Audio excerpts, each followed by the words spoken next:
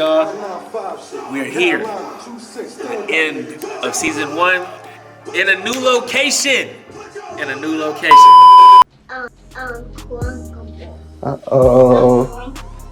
Bucko.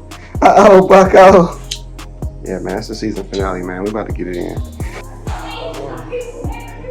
We out here. You uncomfortable, bro? My God, unconquerable. You feel me? You dig? What a walk and roll model, man. Let us pray. Father, we just want to say thank you. We first thank you for Brother Sean creating a platform for black men and black people in general to be heard, to be able to be in control of our imagery, and to be in control of how we are presented to the mass media.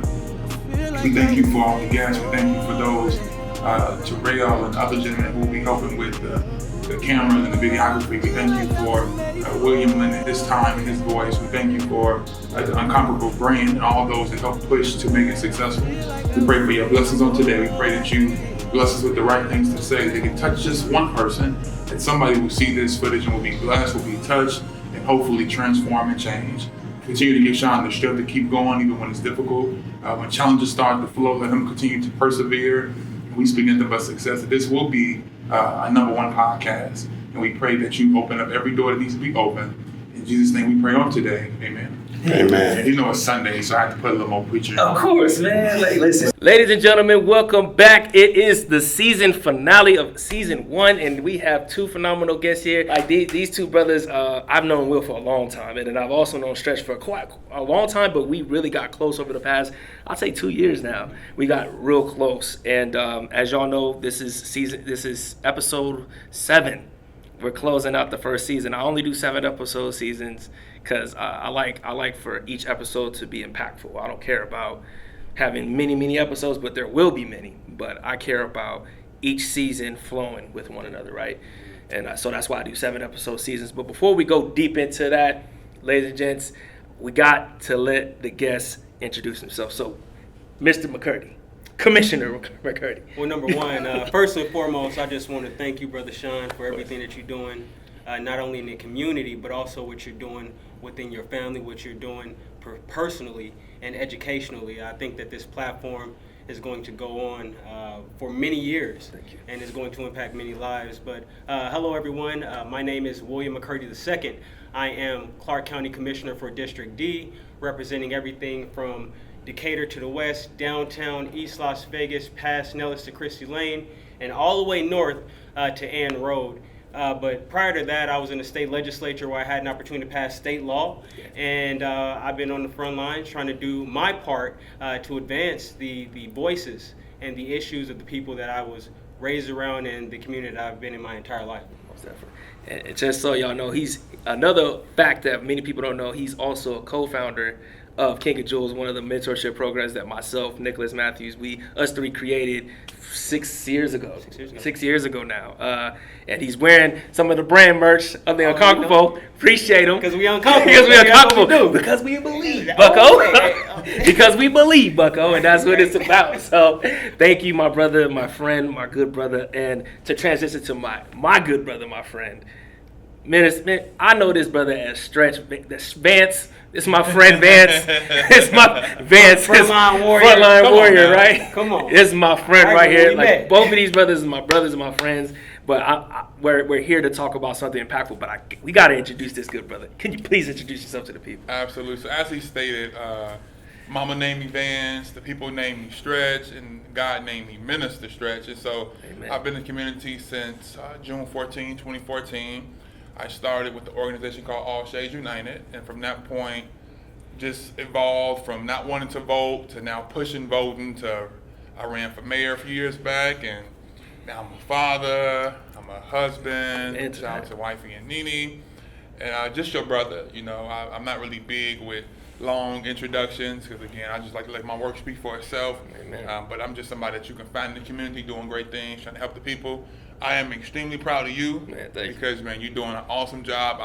I study you as a friend, as a father, as a black girl dad. Black girl dad. That is different with That's the fatherhood right. piece. And so I salute you. And like you said, we have a really close relationship. And in these last 2 years, it just morphed to something that I would have never imagined. Never imagined. You know, Same. so I'm grateful for that. You and your queen. Thank you. And just your entire family. And this is something that's going to really, it's going to go as far as you continue to let it go. You Thank know, you. so just keep going, brother, because we need it. The issue with our community, we don't talk. Yep. You know, and we definitely don't listen. Yeah. And so I'm here today to hopefully do more listening than talking, and to learn from Will and to learn from yourself. So I'm glad to be here. No, well, I'm happy you said that because my show, I like to have a conversation. It is semi-structured. Yeah, I have 3 questions, and that's something that it's funny because when people are like, you don't ask a whole lot of questions, I'm like, well, yeah, I do, but I ask the meat questions to fluff out, to funnel down everything you really want to get to in that question, right? Because with what we're talking about, it's an ongoing conversation. It's never going to stop. And it's just not one issue you're going to fix with one solution. And sometimes we're so narrow-minded and we're so tunnel visual. That's how we address our community at times. We think that, if we do this, it's going to solve this issue. And it's not. But let's talk about what the Unconquerable is, right? So the Unconquerable, as y'all know, I'm in my doc program. I finished my first year. I finished my first year. Like, that's half the battle. That's half the battle. I finished the first year. I'm thankful and blessed. As I was getting ready to start last year, so this time last year, I was sitting here like, what am I going to do my dissertation on? And I was like, okay, well, I'm going to do it on mentorship. But let me think about everyone that's in my life. At that time, in that summertime, we were rocking around in New Era, out every Saturday, doing hood to hood. I was honored to help be a part of that. That was so much fun doing that. And I'm seeing Stretch. I see Will. I remember when Will was like CSM president, student body president, and we all have combated so much in our lives, right? So the Unconquerable, in my definition, means someone who takes on personal, structural, systematic, and economical barriers to still become successful in their own merit. Right, like you're able to combat all those things and still beat the odds that's statistically against us, right? And from there, I was like, all right, cool. I got the label, I got the name, but I wanted to figure out what exactly am I going to write my dissertation on. So that's the title of my dissertation: is the Unconquerable, hyphenated. What factors of informal and formal mentorship are effective towards degree completion for Black men in Nevada, in the state of Nevada? So as I was getting ready to develop the season, I was like, all right, well, what are the factors? So I started reading all the first semester. That's all I did was read. And the common threads that came up were perception of education, economical wealth, systematic barriers, therapy, people who weren't getting therapy. 5 was just a spirituality. That was another one. People understand what religion and spirituality is, then going through their own personal barriers, and then you got the community. That's just the 7 main factors, and everything funnels from them. You talk about LGBTQ+, you talk about, there's just so much that I haven't hit on that I'm going to address in further seasons. Gender roles, funding when it comes to higher education and how it funnels through the county, and all these other things that we talk about in our community. And so for this episode, it's community and self-accountability. Because there's so much that goes on, we try to address things as one big bubble, and that's not how things really work, as you know, especially as you know as well. And we don't know who to really talk to in these facets. And then not only that, we get so overwhelmed about what goes on. Yeah. And so it's sometimes, once you know, one of the things is we're sometimes ignorant to what's going on, like certain things that's going on, but we're knowledgeable about other things, right? Then when you're knowledgeable about certain things, how do you hold yourself accountable? How do you hold community leaders accountable? We don't really have the answer for those things. And that's what I wanted to talk about in this episode today. And so the first question I have is, what does accountability look like for the Black community regarding outside factors and industries that affect it? That's the first question I have. Commish. So when we speak to accountability, what we're looking for is who to hold responsible for a certain set of issues, whether we're talking about racial equity or we're talking about economic opportunity, and whether that economic opportunity is presented by a certain industry that is looking to move to the state, or that we see who is thriving in our country, and someone who's literally, or an entity that is looking to do business with us. And for me personally, I look at accountability and try to answer just a few set of questions and then try to solve for accountability with the community. Now, we can start with racial equity. Mm-hmm. Now, with racial equity, you have to first start with, okay, who is it impacting? Who does this policy impact? Mm-hmm. How are they being communicated to, and how are we trying to reach them? And what does it look like for them to prosper within this racial equity that we're trying to achieve? Right. And equity and equality is two different things. And this past year, we can give an example of the legal system. Mm-hmm. We saw someone be murdered Yep.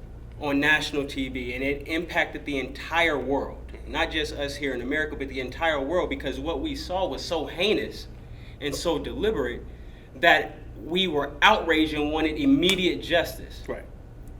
So when we say justice, then we have to look at the system of justice and how we achieve justice within that system.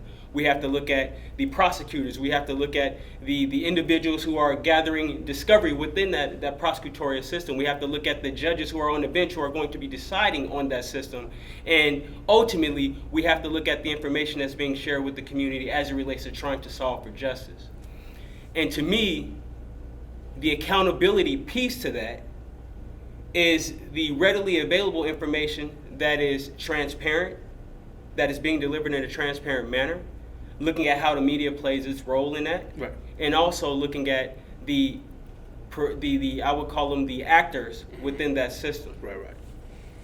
So then we get to the community piece. Who are the people who are going to communicate the message? Who are the people who are going to lead the community? Who are the people who are going to go out into the community and give them the information from a factual point of view, and then move them to operate within the system to try to achieve more accountability? Mm-hmm.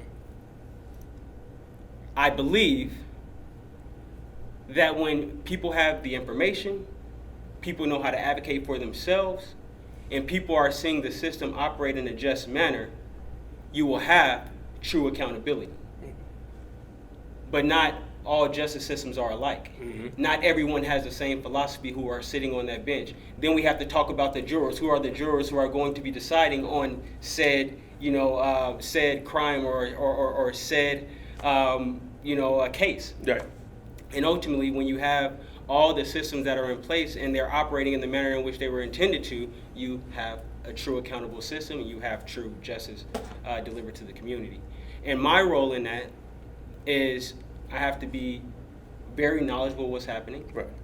I have to be communicating out. I have to be showing up not only in my office and talking to the people who are making the decisions, but also being very open in my perception to what's really happening on the ground, because the information isn't communicated all the way down. Nope, it's not. So there are many roles, there are many people who have positions to play, and my role is one who can actually hold people accountable, Mm-hmm. because, for instance, as a Clark County Commissioner, we oversee the District Attorney's Office. Right. The District Attorney is an independent elected official, but the entire office is under the auspices of the Clark County Commission. So that's my role within something like that. But then you have other conversations like, economic justice, and when you have different companies and corporations who are moving here, then we have to talk about who are going to be getting those jobs. Right. What plan do they have in place to communicate to the communities that have been historically overlooked in terms of gainful employment? So there are many, areas that you can attack it in terms of accountability. But those are just two examples of how my office can play a role and how I can personally get involved, but also having a lens and looking through that lens from the viewpoint of the community. Mm-hmm. So, what you thinking, bro? So the way I look at it is, black people are broken, and accountability in our community means acknowledging and recognizing first who broke us, Okay. who has been put in a position to play a role in currently breaking us. Once we do that, then we look at, now how do we cut out those two entities and rebuild? See, before a doctor touches you, first thing they do is examine you. It's an x-ray, it's an ultrasound, it's a biopsy, it's holding whatever broke, cut, shot accountable by first examining it. and in our community, we're so reactionary, right? Before we examine, we just react. Right. When there's police shootings, we running down to Mayor Goodman's at the city hall to say, defund the police. Not recognizing that the county controls Metro's budget, a great portion of it. So accountability means we got to slow down a little bit and first examine before we just go. Because when we start wasting 3-4 hours in the heat at city council, we realize, we should probably be going and talking to the commissioners. Secondly, accountability looks like breaking the chains of blaming the victim. See, the greatest thing the enemy did was turn us and manipulate us to believe we are where we are because of us. And so we don't want to come together. We don't want to unite. We don't want to change the condition because we believe that we are where we are solely because of us. Oh, I'm poor because I chose to not do X, Y, and Z. Or, I'm in this. No, you're not poor just because you're poor. We not criminal because it's in our nature. We criminal by circumstance. See, when you take a people for 400 years and you rape, rob, shoot, kill, destroy, take their knowledge of self, their knowledge of God, everything around them is white, from Jesus, from Santa Claus, from the Easter Bunny, from Tooth Fairies, from the Kardashians, whoever. It's huge. He said the Kardashians. You put whiteness around them, and then you let them know subconsciously they're inferior, and then you lynch them, and then you hang them, and then you buck break them. All these different things were meant to destroy us, and then you throw us into the wolves and say, y'all go and do your thing. And then we looking at each other saying, well, if we just got to come together. But you're not even identifying why we can't come together, which we can. But first, identify why you even say that statement. Right. So accountability for me, being the president of New Era Las Vegas, is understanding that we not the ones we should be blaming. We not our enemies. White folks and white people, particularly as a mass, are 99.9% responsible for where we are. But guess what? We are now 99.9 responsible for staying here. They took our culture, but we can choose to go get it back. They took our self-love, our knowledge of self, but we have to choose to now go get it back. So accountability means we got to stop begging, black folks, and we got to start building. Because those that broke you will never build you back up. And so that's what it has to look like. Not just holding the politicians accountable, but your best friend a pimp. Yeah. See, we not just going to check the White House, we're going to check the dope house. And it's not pulling the black on black crime card, because we can't pull that card. Every race kills their own. But we do have to recognize, for us to rise and to be respected as a people, we have to clean up within. Right. And one thing, as I close this point, one thing that the George Floyd thing taught us was, yes, we can wear suits, we can have on hoodies, we can have on jogging pants, or whatever. They will always see us to a degree as niggas. But we notice the difference when they pull us over and the masses of us come out organized and we surround that environment. They move differently. Asian people ain't come out with a bunch of marches and protests. What they do? They organize, they pull their resources, and we got a build before we can blink. Yeah. We've been here catching hell before they even knew what this land was. And ain't got nothing. It's not, you don't see Al Sharpton's in Asian form. You ain't saw a Hispanic minister stretching, you ain't ever gonna see it. Because they use their political power, their economic power, and they know how to stop it at the gate. They know who to go to, they know who to call. That's how we gotta get. But they don't get like that by blaming the victim. You don't tell the rape victim to go and holler at the rapist and y'all go come together and do kumbaya. That don't even make no sense. But they want us to lay at the feet of the very person who's been catching us, giving us hell we've been catching. So as I close, I state that accountability means we got to first, as black people, we got to examine ourselves and be particular. Nah, bro, you shouldn't run for office this time. We're going to let him run because he know how to code switch. He know how to play the game, whatever it is. We got to play chess. But can't none of that be birthed and be formed until we first examine. Because you putting a Band-Aid on a gunshot wound and wonder why it's still bleeding and leaking through the out and the inside. So again, it's internal. We have to organize eternally and then go from there. Gotcha. I think, when it comes to accountability, one of the main things that I've witnessed is that most folks don't like to take it, even in our personal lives. Even when you talk, even if you're going from a political standpoint, when you're coming from being a parent, or when someone gets, I'll use the perfect example as divorce. When someone gets divorced, we like to shift the blame. Oh, it was that parent. This is why certain things are happening to our kid. No. I can tell you, and I'll use myself as an example to talk about accountability. Me and my ex-wife got divorced. We got divorced, and now there's a void for our oldest. She has to understand, because now this is a new reality for her. Going back between, because now you created something for that child. And sometimes we don't look at life that way. We don't look at systems that way. Because once you make a decision to do something, there's an outcome from that. That's right. Right? So I'm thinking about my oldest, right? So now, as both parents, you have a decision to make. Whether we agree or not, we have to put ourselves to the side and make sure our differences aside and get along for this baby girl. That's right. Because she's watching us. So guess what we're doing? Like my daughter, we finally found my daughter a therapist, by the way. I don't think I told you. We finally got my daughter a therapist. She loves her therapist. But guess what? She sees us both there when we pick her up, because she thinks that we're not there. Like we drop her off and she thinks we leave, because then she can be completely honest with the therapist. But that's both two systems, completely different. It's important for her. It's coming together, right? And now I understand we can't. Approaches sometimes don't work the best. Certain things, that's just we're just two co-parents who can work together. Not many co-parents can do that, right? So I bring that to the system. Or we're talking about education. We're talking about police, the police industry. We're talking about economics, politics, all these things.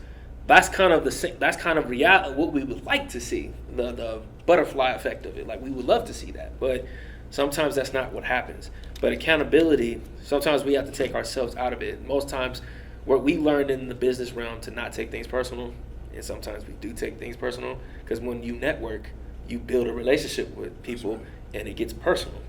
So that's right. It's not a question, but that's just my thoughts on accountability. You get what I'm saying? Yeah, and I mean, I approach things now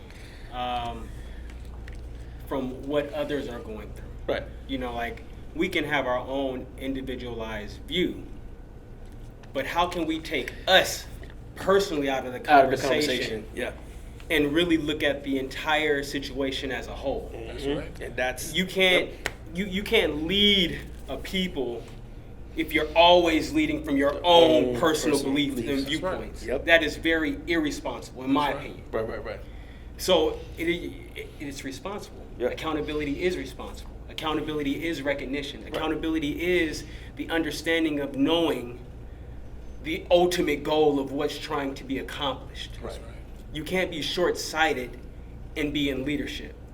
We've recognized, we are living through what short-sighted leadership looks like. That's right.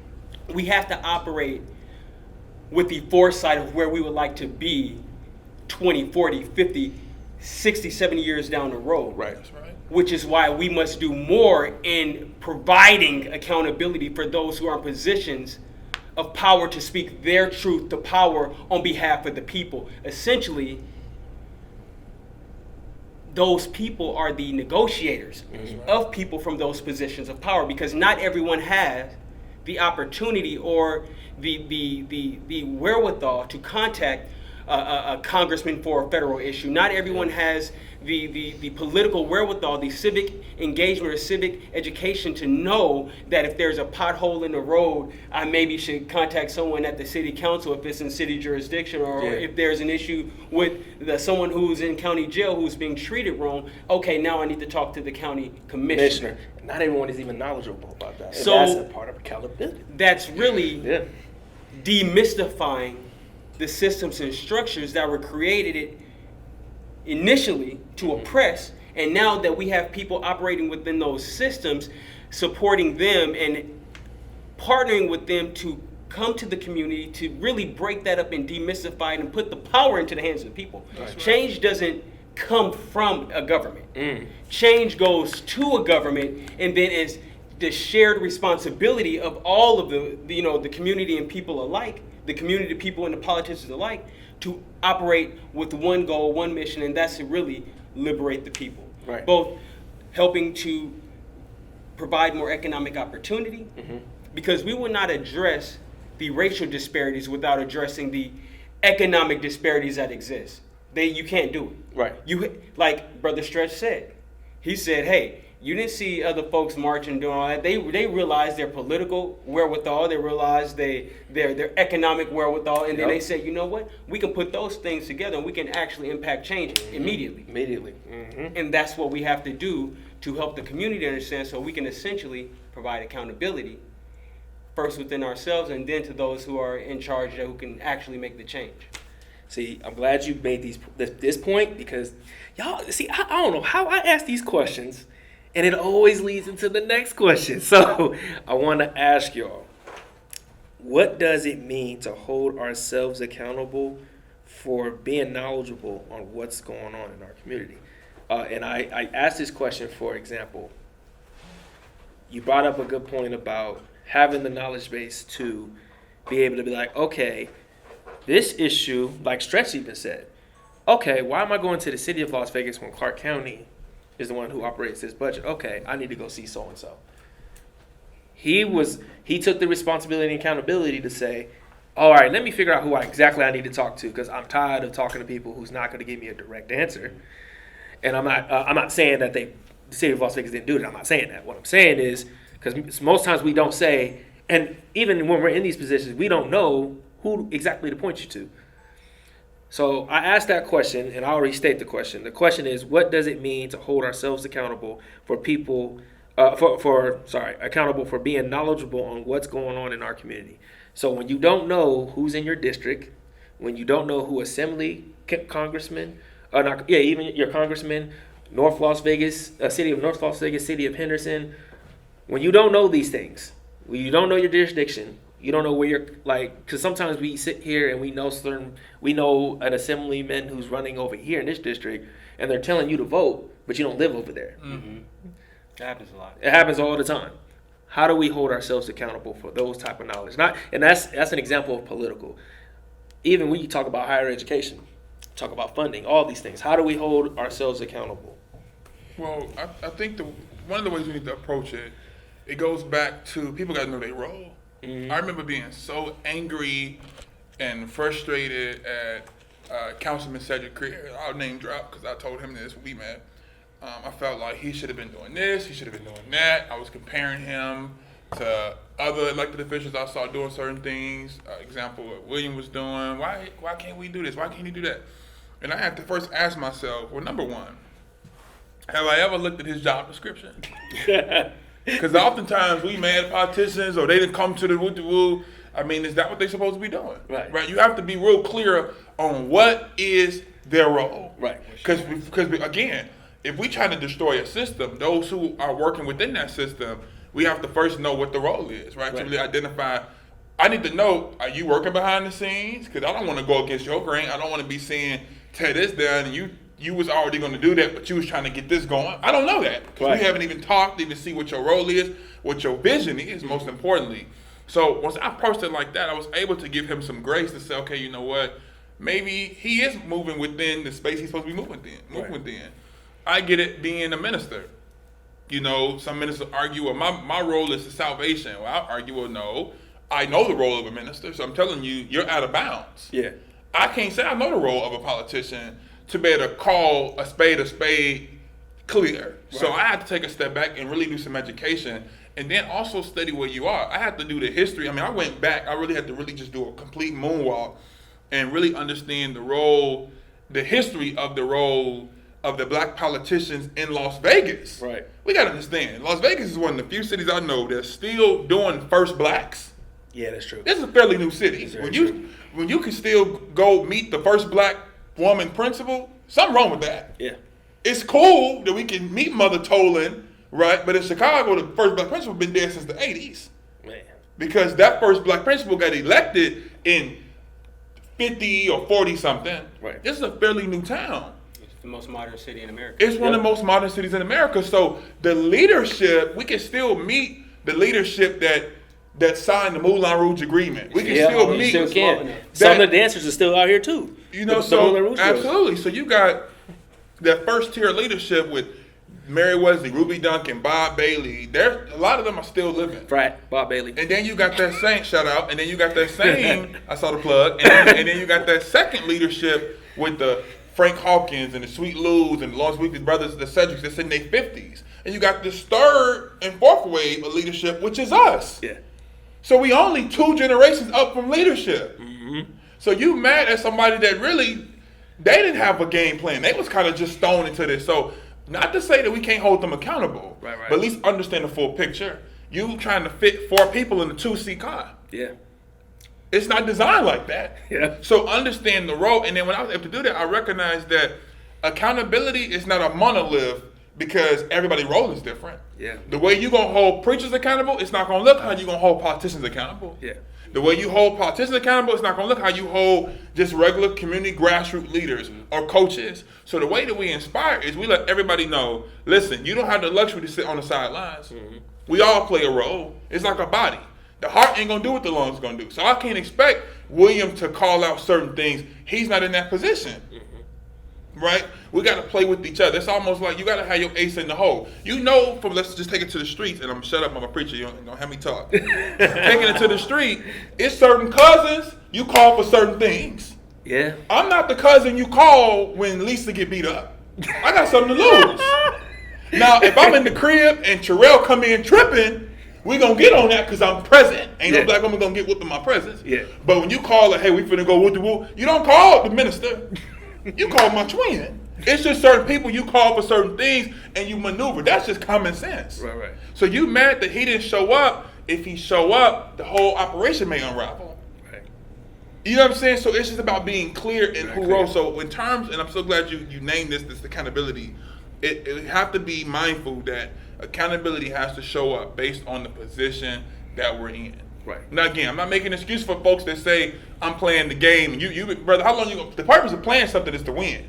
How long you gonna be playing the game? You've been playing the game too long. At this point, I don't think you were sold on out. So them folks, we're gonna have to hold them accountable and just be raw towards them. But many people, that's new in this role, I had to defend William, like I'm sure he had to defend me. He ain't doing nothing. I said, the brother just got elected.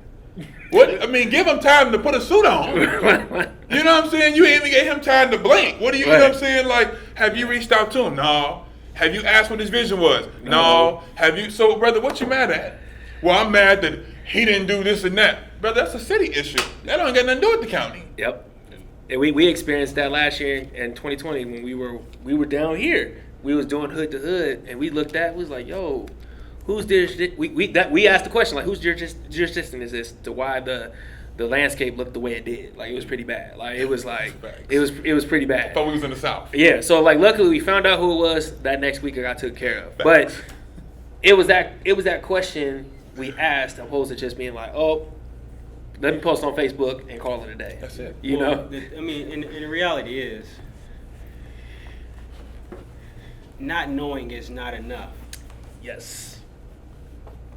And like you saying I don't know, or me saying I don't know, that's not an acceptable answer. It's not acceptable, especially now. Like, you get no grace for saying, oh, I didn't know. When we are in the age of technology the way that we are, there is no reason.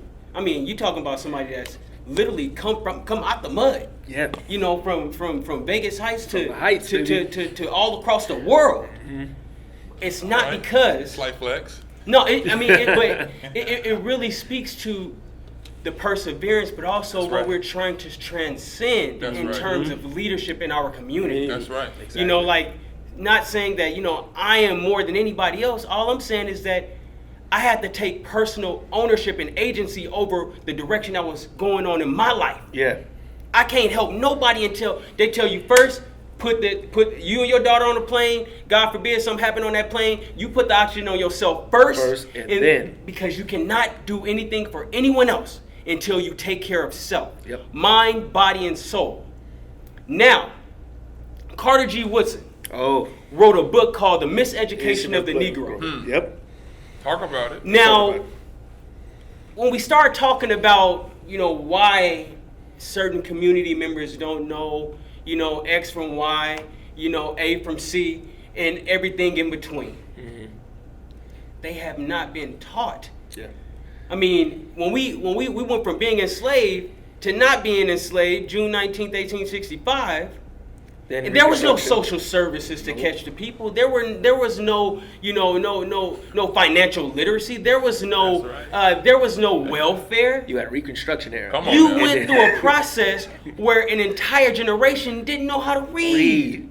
You had a few, very few. How can you advocate for self if you don't even know the language that's written on a piece of paper that is saying that you're free?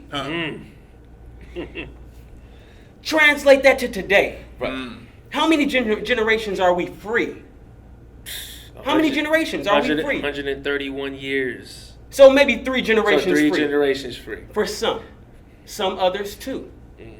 So we have to think about where we've come from, where we are, and how we can operate within our roles to impact change. It starts with knowing your role, knowing your responsibility, having accountability for oneself, their own individual agency, and then operating in a way that is a global plan to advance the people, to help them be self-sufficient.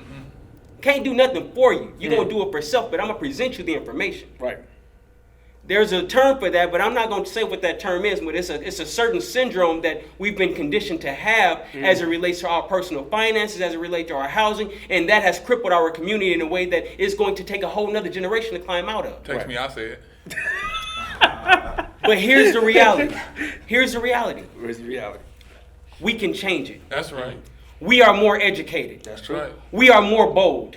We have more knowledge on how to advance an agenda, and that means that one day, not too far out, Right. your daughters, my sons, my unborn grandsons and daughters will live in a much more prosperous, much more tolerant, much more equitable society, not because our ancestors didn't have, just they didn't want to, is that we are evolving. We are evolving. We are becoming more knowledgeable, more educated, and we are learning to advocate for self, and we are learning to stand and withstand adversity because it is coming. It is.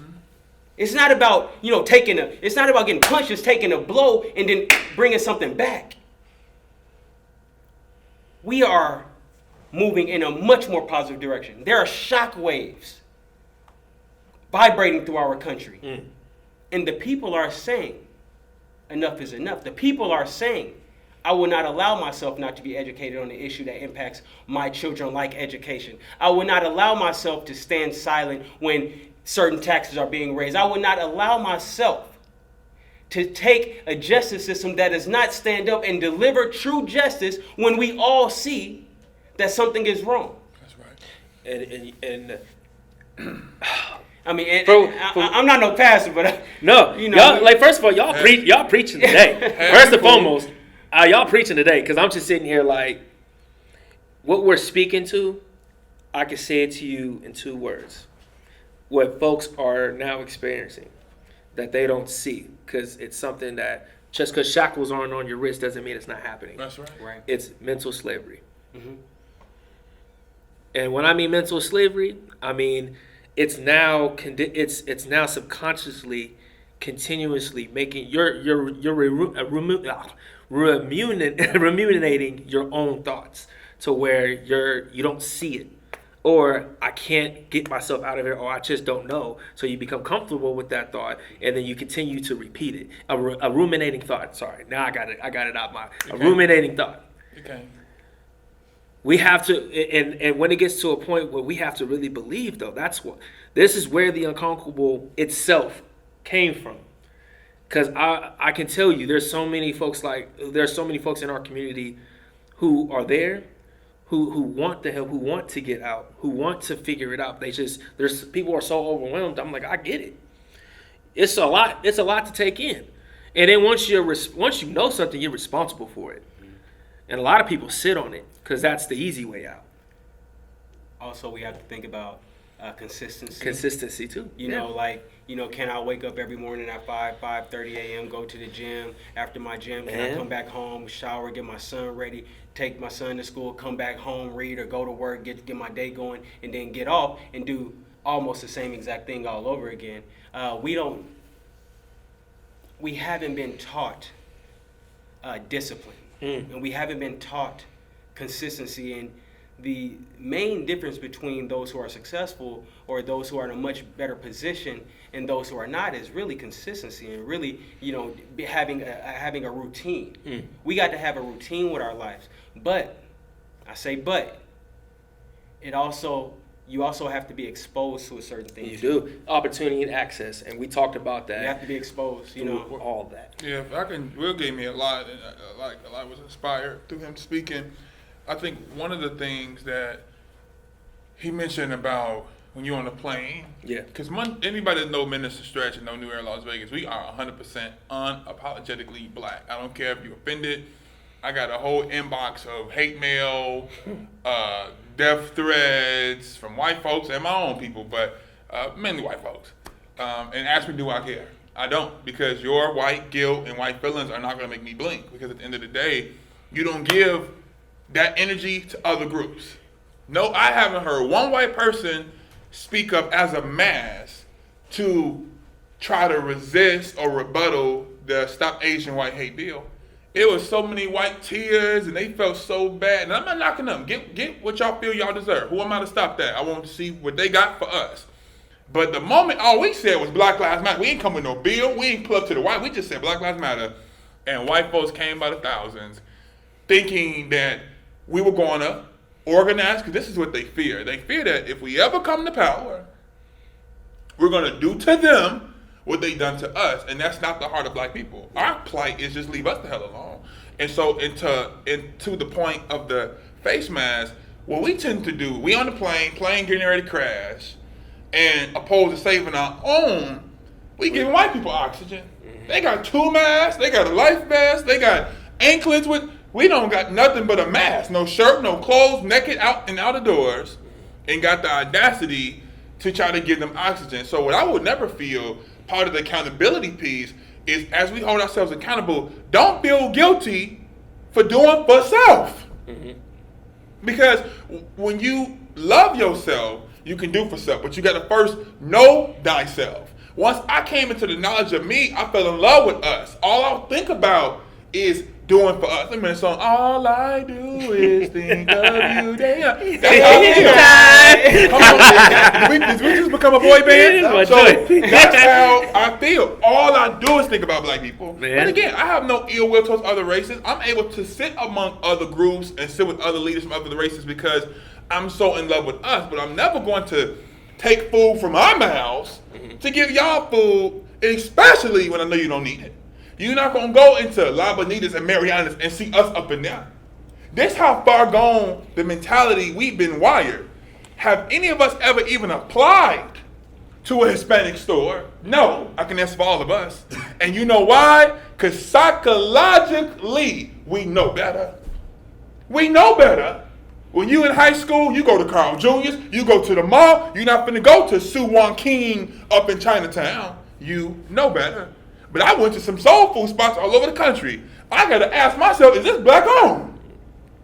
It's more white folks working up in there than I ever saw in my life. And the owner come out, blue, black, dark skin, afro. Right. To me, that's the face mask thing. It's hella, can I say hella as a minister? It's hella felons that need jobs. But your tail got the nerve to employ white folks.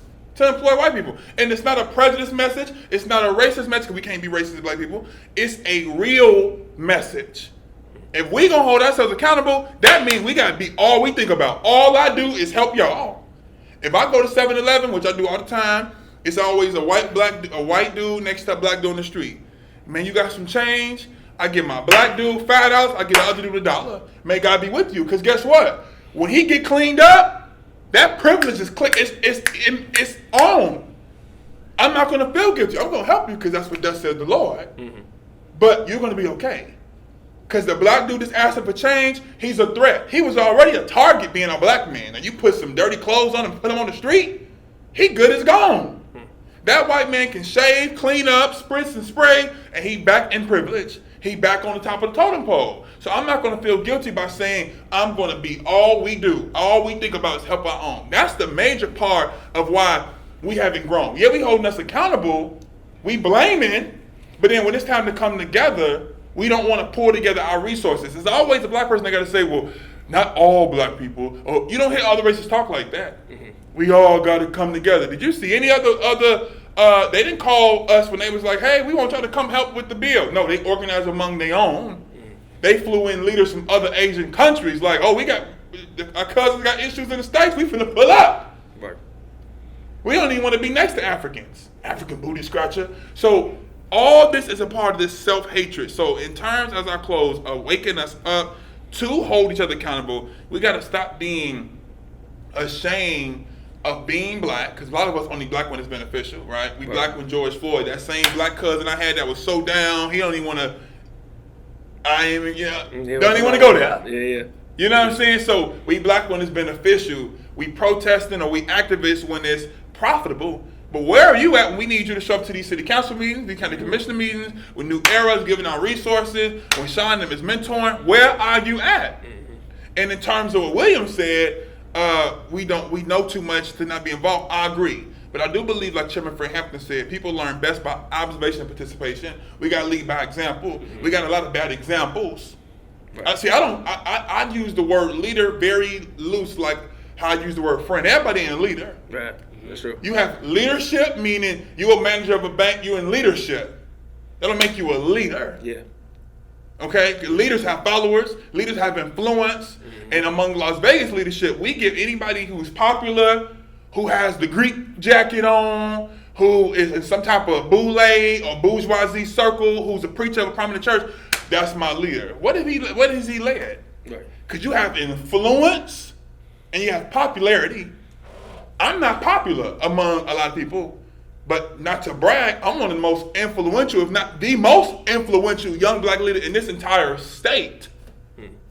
Facts. Talk that talk. I had 6,000 people. I had 6,000 people at my disposal. We could have tore this West Side up. Not one person fought. Not one person got shot. Every politician in this state was on stage, giving their best "I Have a Dream" speech. Shout out to bros for supporting me. Giving "I Have a Dream" speeches. I got the footage. You think Metro thanked me for not tearing that neighborhood up? No. They went and said, "Well, we thought he was gonna do it." They walked away like still kind of like, we still ain't rocking with him. Gotcha. But we could have tore this whole West Side up. Influence over popularity. We need leaders that's going to be influential to be effective to bring forth change. That's what we got to be on. And that actually leads to my last question, and I'm going to ask you all to go ahead and, because y'all been preaching today. William got me started. Y'all got started. I blame him. Y'all got it. It's what happens when you put this is the true definition of leaders, because don't let the ties and the suits and all that fool, because don't let that hat fool you, because a lot of us, these clothes don't define who we are. I mean, this is a lot of things you're born with, I believe. Like these traits that we came with, it just takes certain switches to ignite them, or to turn them on. I should say. So the last question I would ask for 1 point from each of you is, once we are knowledgeable of everything we pretty much talked about, how do we hold ourselves and those in position of power to actively create change?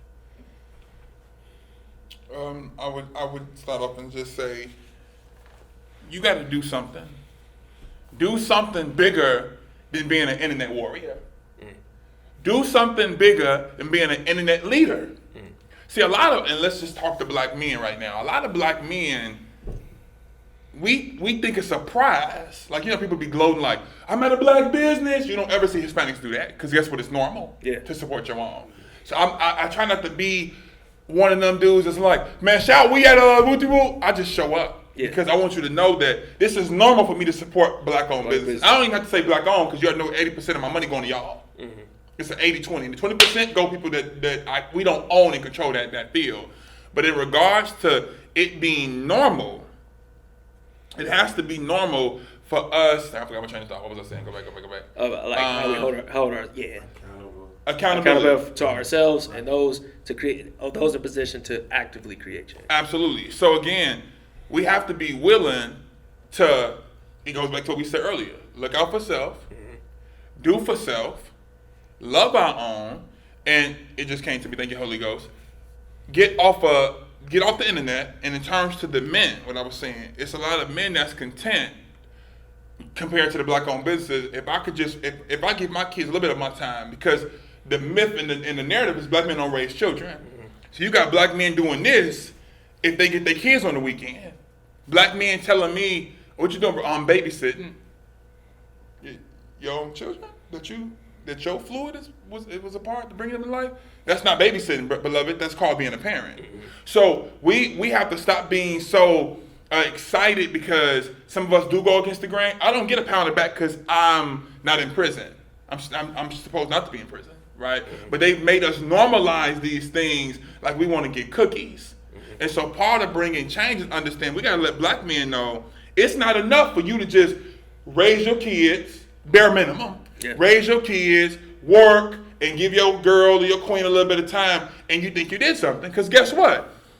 You have daughters, you have sons, I have a daughter. Our children are still in some way, whether you like it or not, will be a part of the mass society.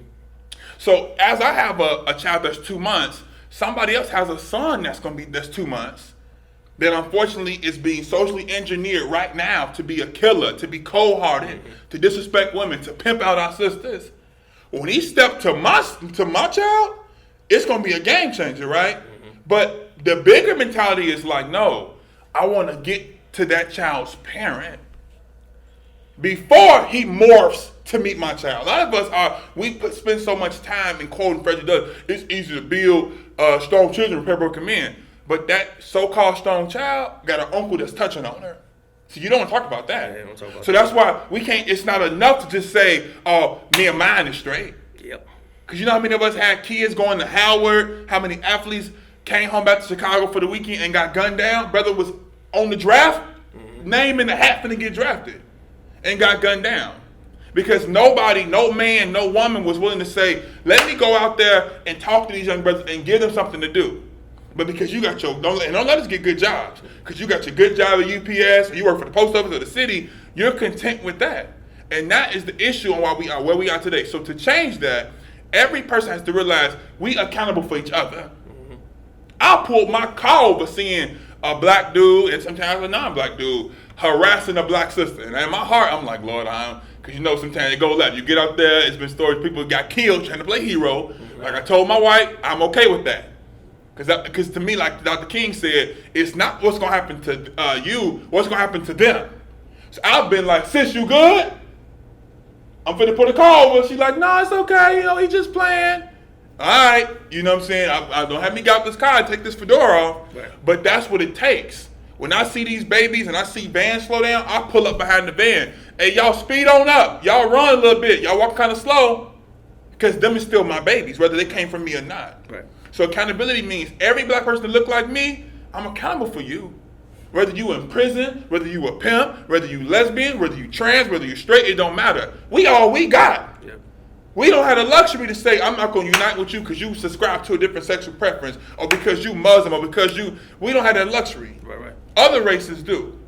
We don't. So we have to be all we got, meaning we got to stop thinking we got to just do the bare minimum. It pains me to see 100 dudes hooping at Lorenzi, but me and him can't get half of them to come out to a meeting or to put no work in. But you think because you go to the gym, you got a nice body, got a girl, got a family, work, all you is a fly, muscular, nice father coon. You don't benefit to us. That's a throwaway. So before we throw them away, we need to first come to them and educate them because a lot of them don't know, right? Reading and comprehending is two different things. Yep. You can read. I have dyslexia, so I can't just read a page once. I have to read most pages. I read twice to really understand what I'm reading. Gotcha. So that's how we have to do. So we got to be patient, give our people grace, and for those that don't want to make it, everybody ain't gonna make it. Right. Push them to the side and keep it moving. Thank you, good brother. My work is a culmination of time, persistence, vulnerability, and really the determination to create an impact while I have life. Right. I feel that my cause is deeper than what I can even describe in this moment. When I was graduating from CSN in 2015 with honors after dropping out at 16 and getting my high school diploma at 24, meaning that it's never too late. But The only thing I had on my mind in that moment, although I felt like I was way too young, way too old to be graduating with only an associate's degree and all that. I think I was about 26 years old. I'm like, how do I want to leave my footprints on earth? Mm-hmm. What do I want to be left behind once I'm no longer here? Our children are only a deposit on the future. That's why we want to raise them to be the best boy or girl they can be.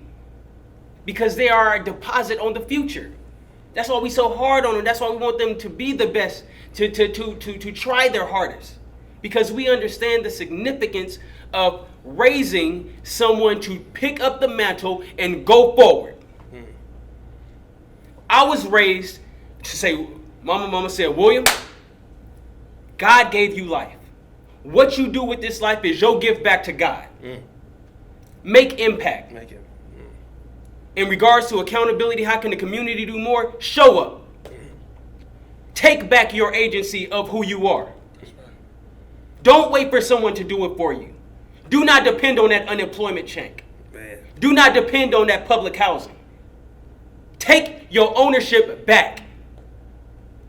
Amen. We start there, we would then get to a society that can do for itself. We would then get to a society that is not asking Brother Stretch for $5, not asking Brother, McCurdy for $1, that is able to get up and go to work and provide for self. A man or woman that don't work don't eat.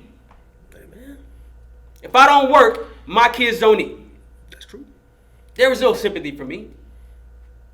There is none. And we got to stop making excuses for our people. That's true.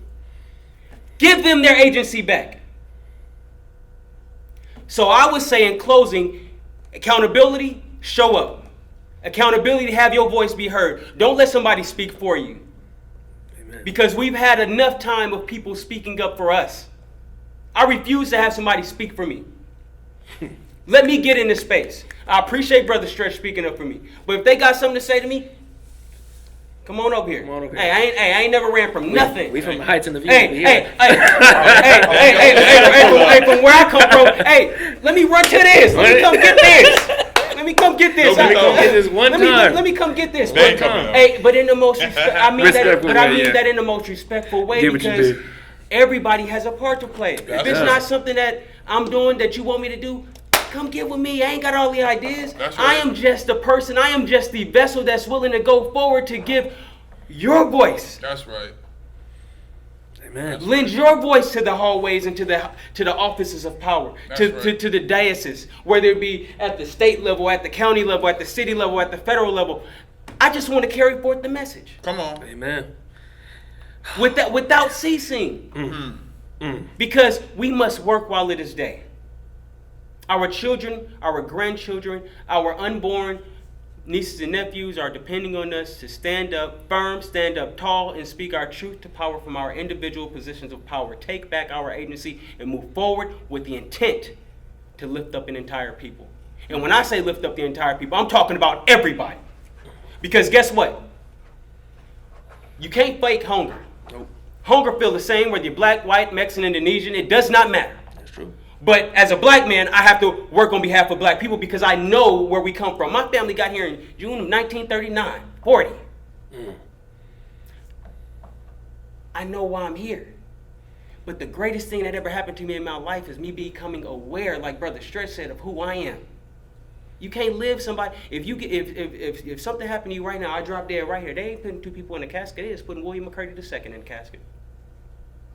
So I must do everything I can do that is within my power that God has blessed me to have to operate on behalf of the best interests of the people always. And as long as we do that, I assure you, we will leave footprints for our sons and daughters to follow. And these footprints are images pressed firmly in the ground that provides evidence to the direction that we have gone, whether it was good or bad, but we're leaving them behind and somebody's following. Can we please give a round of applause for these gentlemen that came in here today? Like, thank y'all, man.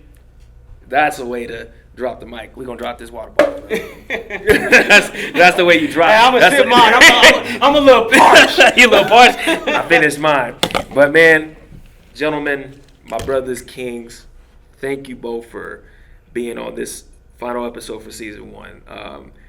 I have a strong feeling that this episode is going to touch a lot of people because, believe it or not, what's crazy is I know the impact each of us make. Really, you too. But, I think not many of us get together in this view like that. Like, because this show was created for us who do have these because we have these conversations all the time, off camera. And just I wanted to bring something to where we have this is our being ourselves and having a conversation about it because we talk about this all the time. This is nothing new for us. You know what I'm saying? We talk about this stuff. And if there's anything that I would love for my last closing for y'all, go back and watch some of the episodes when it comes to, because a lot of y'all talk about finances. Economical wealth is episode 2. A lot of y'all say, oh, let's not go to college. Well, trades. Well, that's on episode 1. Then you talk about therapy. Gave you a whole list of therapy on episode 4. Then you talk about, well, the systematic barriers. We talked about that. Every main issue we talk about, it's there. And I brought people who are more knowledgeable than me to talk about this stuff. That's why I didn't get everybody I feel is the strongest community leaders, but I got these 2 for a purpose because it's bigger than us in this room. That's right. It's about everyone that watches because at the end of the day, we're going to be gone. That's right. But this is going to live on YouTube, all Apple Podcasts, whatever those streams forever. So if they ever want to retract and understand what it really takes to be in this community, come back to this episode and this space and time and understand that the conversation doesn't stop with us. It keeps going. Because now, once we go, somebody else got to pick up and do it better than what we did. It's infinite. It's infinite. That's right. And with that being said, thank you, Kings. Thank you. My man, Cino, finally getting the camera. Because this is my guy, Cino, the director, my brother. Come on, man. Y'all never see him. You know what I'm saying? Y'all was cold. I'm rocking with y'all. Rocking for with sure. Yeah, for sure. I appreciate y'all coming out. Brother. Appreciate you bringing me on the show. Yes, sir. Having me on here. Thank you, bro. Hey, man. Malik doing his thing, too. Hey, our intern back there, Malik, man. And we got some other tuned. stuff behind the scenes coming up next. So We do. Tuned. That's episode 7. That's the end of season 1, and we out. Thank y'all, man. Thank you, guys. Man, I feel like I was made for it. Or I can't get myself out of there, or I just don't know. So you become comfortable with that thought. Feel like I was made for it. A ruminating thought. So I got it out. Ruminating thought. You helping me out today? Oh man, you the best. See, this is why you hire the best in the business, right? Because they gonna get the job done.